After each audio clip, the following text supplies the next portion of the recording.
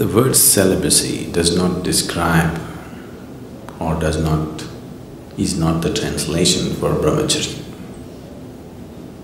Brahmacharya means, Brahman means the ultimate, charya means the path. You're on the path of the ultimate, that is brahmacharya. Celibacy is talking only about the physical aspect of holding yourself back from an unnatural urge which is going on in the body and more in the mind.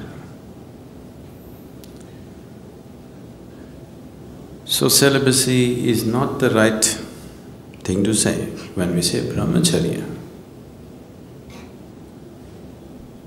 What it means is, you are working to organize your energies in such a way that your joy, your love, everything that you need is within yourself. You have enough experience in life to know that nobody, however dear they may be, is 24 hours reliable. Isn't it so? Yes? Yes or no? Yes. All of you have enough experience in life to know that, isn't it? However dear and wonderful they are, nobody in the world is reliable 24 hours of the time to maintain your love and joy, isn't it so? Yes. Have you realized that, or you're still hoping? So it's out of this wisdom, because if one wants to really know higher dimensions of life, one thing that is necessary is that within you there is a constant sense of peacefulness and joyfulness. If this is not there, then you will go after something. If you don't feel steadily peaceful and joyful, then you will do compulsive activity of trying to be happy.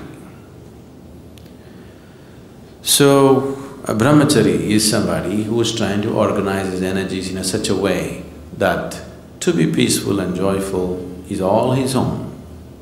He is not going to lean on anybody for that. Have all the brahmacharis reached there? That's not the point. They're working towards it. They need support, they need atmosphere to make that happen for themselves. It's not a small task that they have taken up. If once a human being's way has become like this, that his peace, his love, his joy is not dependent on anybody, he has the necessary background to spring up to another dimension. If this is not there, he will naturally get entangled in compulsive activity. So brahmacharya on one level fundamentally means to move from being a compulsive human being to a conscious human being. You may decorate your compulsiveness with all kinds of romance around it, but do you see it's a compulsive behavior? Yes? It is not a conscious behavior. You may have the whole world with you, it doesn't matter, but it is a compulsive behavior.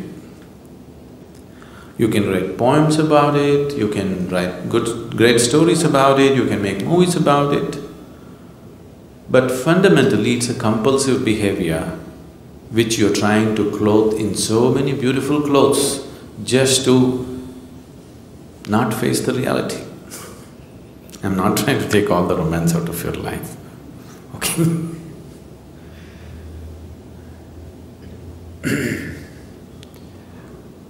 Once someone understands that if I'm involved in compulsive activity, I will never go where I want to go.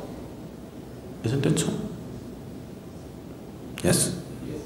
If one is compulsive in his life, there is no question of he having a goal to reach or attaining a certain state or whatever. Compulsiveness means a very deep sense of slavery, isn't it? So one who has realized this naturally seeks to become conscious.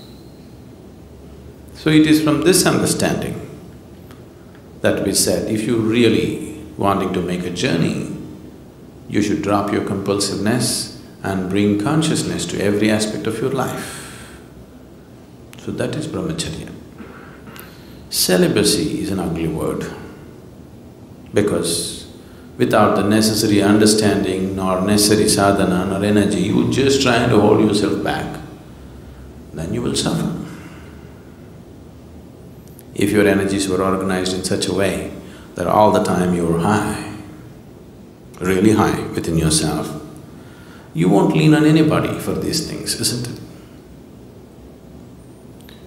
Oh, I'm not like that right now, what to do? As I told you, these things don't come unless you make some effort towards it.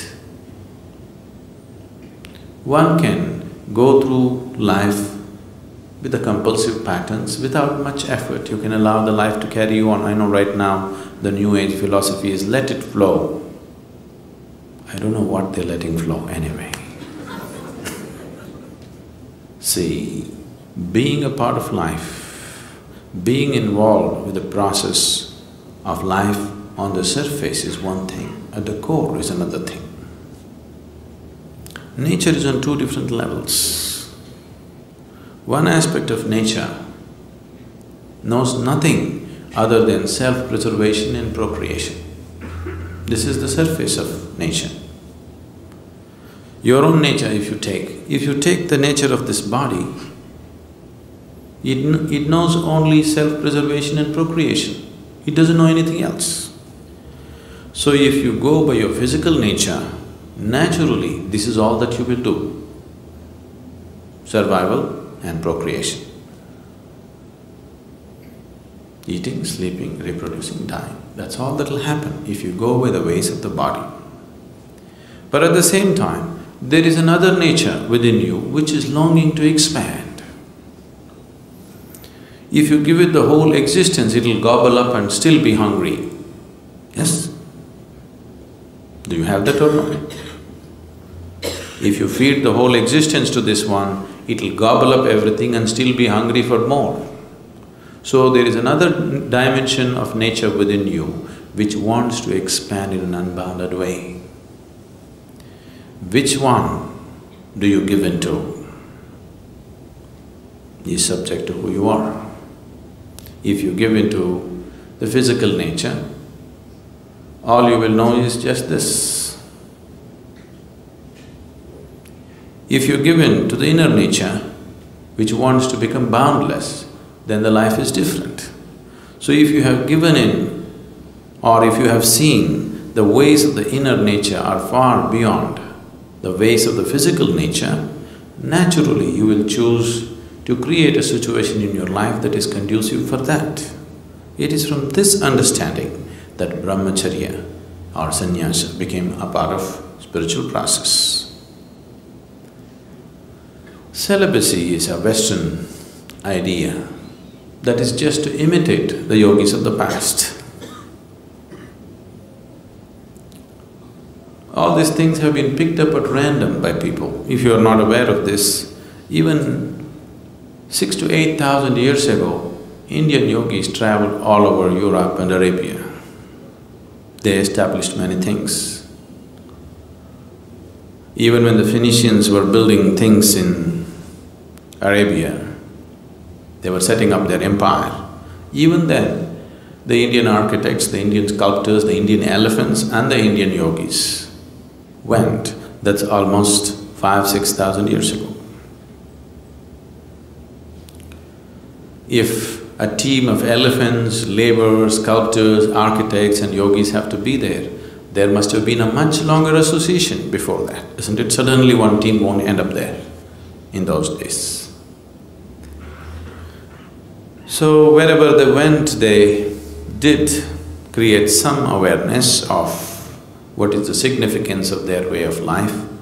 So people picked this up at random without the necessary understanding. That is how celibacy became a part of other cultures. What came from a very deep understanding, just the surface of it they took. That'll happen everywhere. See the yoga, right now yoga means just twisting your body, just the surface.